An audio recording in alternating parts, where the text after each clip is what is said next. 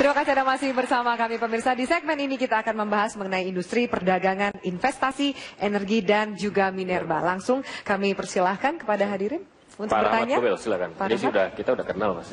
Silakan Pak. Bapak Jokowi dan Bapak Yusuf Kala, Capres dan Cawapres yang saya hormati. Kadin mencermati saat ini sektor industri nasional dalam kondisi memprihatinkan. Tingkat pertumbuhan industri rendah, daya saing di pasar ekspor melemah, dan pasar dalam negeri digempur produk impor. Lambannya pembangunan industri hulu yang strategis dan tidak adanya integrasi kebijakan antara industri hulu, menengah, dan hilir, industri nasional terus mengalami ketergantungan impor bahan baku dan barang modal, yang akibatnya terjadi defisit perdagangan yang tinggi di sektor industri, nilai tukar rupiah terhadap dolar AS, dan menjadi tidak stabil dan cenderung melemah. Untuk itu dibutuhkan kebijakan komprehensif dan harmoni untuk menekan ketergantungan impor bahan baku dan menahan membanjirnya produk impor ke pasar dalam negeri. Dengan demikian, pelaku industri mampu meningkatkan daya saingnya dan produktivitasnya untuk bisa bertarung di pasar ASEAN maupun global. Sebagai contoh, industri berbasis budaya dan ekonomi kreatif. Jika dikembangkan dengan baik melalui dukungan kebijakan yang fokus, bisa menyerap tenaga kerja, membangun keunggulan komparatif dan kompetitif bagi industri nasional. Bagaimana pendapat Bapak dan strategi apa yang akan Bapak lakukan untuk ini? Terima kasih Pak. Baik, terima kasih atas pertanyaannya. Silakan langsung dijawab Bapak. Silakan Pak Sika, gantian. Terima kasih.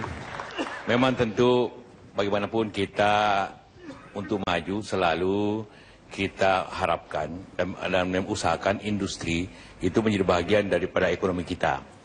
Apakah industri di bidang pertanian atau manufacturing dan sebagainya, karena inilah yang memberikan lapangan kerja yang banyak, yang cukup untuk kita semuanya dan peningkatan ekonomi.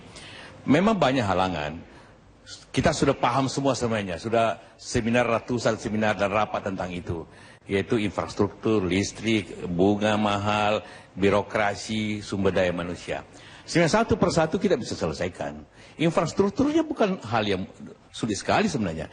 Waktu minta maaf ini, zaman saya kita bangun 10.000 megawatt. Mestinya tiap 3 tahun dibangun 10.000. Tapi minta maaf cuma sekali. Begitu saya tidak di pemerintah berhenti stop lagi. Akhirnya mati lampu lah Jakarta. Ya, akhirnya mau apa kita? Kalau tidak listrik, mau cita-cita apapun, pulang ke rumah kan pertama dia colokan untuk kita punya handphone kan, apalagi industri. Jadi itu yang paling pokok di Indonesia ini, ketidakmampuan kita membangun listrik. Kalau jalan sedikit jelek masih ada kereta api, kalau listrik tidak apa. Jadi inti permasalahan di situ, di jalan kereta api, birokrasi yang baik tentulah itu paham semua kita semua yang tentu kita akan mempercepat penyelesaiannya. Yang kedua tentu bagaimana sinkronisasi antara hulu dan hilir. Yang lebih penting lagi sebenarnya bagaimana memanfaatkan pasar dalam negeri yang besar ini. Dan juga karena itu dibutuhkan logistik yang baik. Pak Jokowi selalu mengatakan tol laut. Orang sering salah paham. Dikira mau bikin jalan di laut. Berarti tidak. Bagaimana transportasi itu baik seperti itu. Begitu juga yang lainnya tentu menjadi harapan kita semua. Prinsip pokoknya ialah itu infrastruktur dan entrepreneurship. Pengusaha saya yakin Kadin tidak semuanya selalu mengkritik, juga harus kita mengkritik diri sendiri. Kalau ikan dicuri dong, kenapa dicuri? Karena kita tidak ditangkap, itu kan masalahnya juga. Tapi kembali lagi ke listrik dan teknologi, jangan lupa. Soal pangan tadi, itu karena input teknologi harus banyak di situ. Di situ dibutuhkan riset dan sebagainya sehingga memudahkan. Pak Jokowi berpengalaman industri kreatif. Bapak berakhir menjelaskan di Solo. Silakan Pak, masih ada waktu 30 detik.